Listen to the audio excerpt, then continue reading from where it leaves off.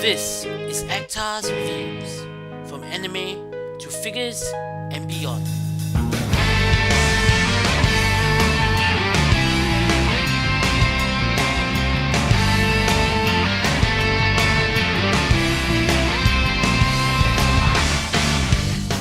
Hey, this is Actar and welcome to day 1 of Digimon Adventure 02 week. Today, we'll be taking a look at the first base set in the line of Japanese Armor Digivolving figures, Armor Digivolving Veemon with the Digimon of Courage to Flamedramon, or Flamedramon in Japanese. The box design is consistent throughout the entire line, with the series name and Digimon name on top. Aarmar Chōshinka Series, Armor Super Evolution Series, number 1, Flamedramon. You can see the figure and the number of the armor pieces through the large window display, and you have a 3D portrait of Flamedramon on the bottom right hand corner.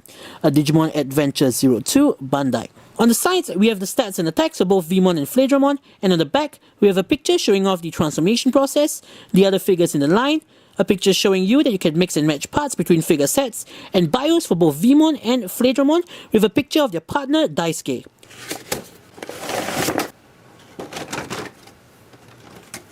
First off, the base Veemon figure. As base figures go, I think that Veemon is my least favorite. Proportion wise, I do have to admit that the head is a little bit too small for its body, and his eyes do seem to be a little misaligned. Other than that, it's a decent effort.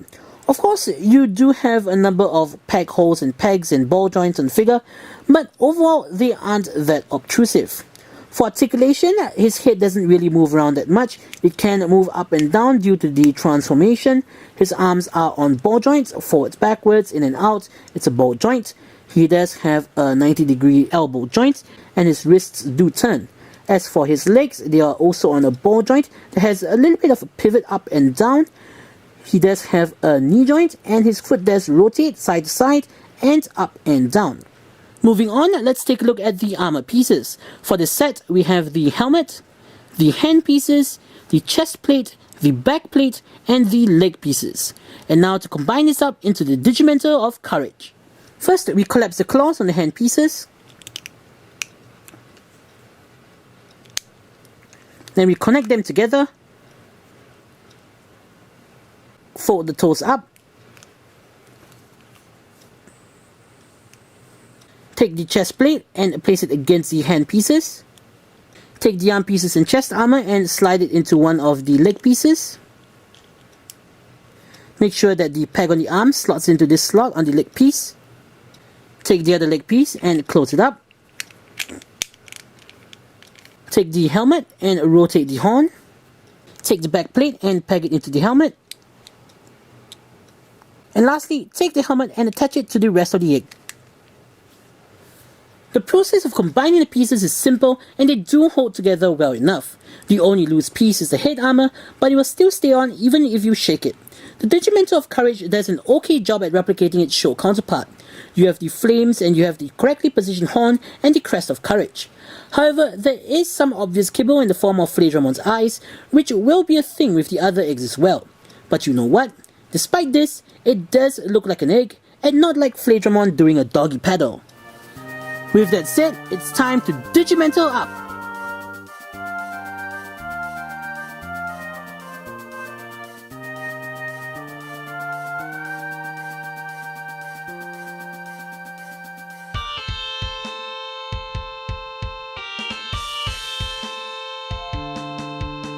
First, we'll have to get Veemon ready. We pull up his head, extend his spine, rotate his body all the way around, and put it back in place. Pull down his arms and position his legs.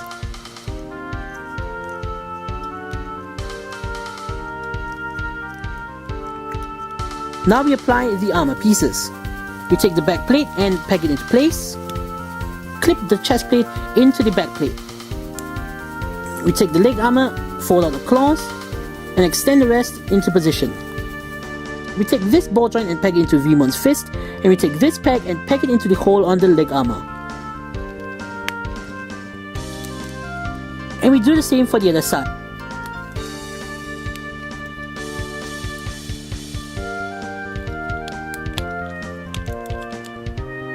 We take Veemon's middle claw and peg it into this hole on the arm gauntlet and push it all the way in. At the same time, the claws will extend.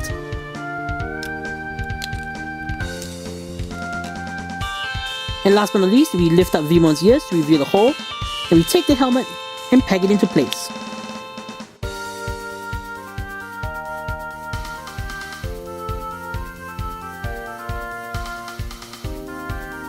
I'll be the first to admit that the Flamedramon mode isn't the most accurate Flamedramon mode ever. What with the wonky proportions, the large upper exposed chest, the tiny hands, and the huge legs. However, looking at it as a super deformed / chibi Flamedramon, it begins to look much better. And that whole chibi aesthetic is something that you'll see with all of Veemon's armor evolution forms. Perhaps it was because they needed to take some liberties with the design to enable the 3-way conversion, because unlike the other armor evolvers, Veemon has 3 armor evolutions, each with their own distinct and unique design. Or perhaps it was because they had to work around Veemon's base proportions. Regardless, the only things that I noticed that are obviously missing are the various belt straps that are supposed to be on his arms and legs. Articulation wise, it's not too impressive but serviceable. His head can't move left and right, but it still can move up and down thanks to the transformation joint. His arms are on a hinged ball joint. The ball joint itself can move forwards and backwards, and the arm is on that ball joint.